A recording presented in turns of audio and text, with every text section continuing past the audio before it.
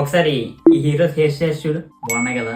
But same hair styles అందరికీ set అవ్వవు. Face shape important. College students కి 3 hair styles చెప్తా.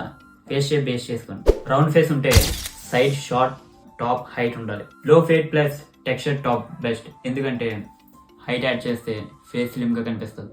ఓవల్ ఫేస్ ఉంటే వాడు లక్కీ, ఎందుకంటే messy top, light fade, side part ఇవన్నీ కూడా ఈజీగా సెట్ అవుతాయి. బట్ ఎక్స్ట్రీమ్ అండర్ కట్ వద్దు. స్క్వేర్ ఫేస్ ఉంటే షార్ప్ జా లైన్ ఆల్రెడీ ఉంటుంది, సో హెవీ వాల్యూమ్ యాడ్ చేయొద్దు. Classic side part or short crop better, because it keeps your structure clean.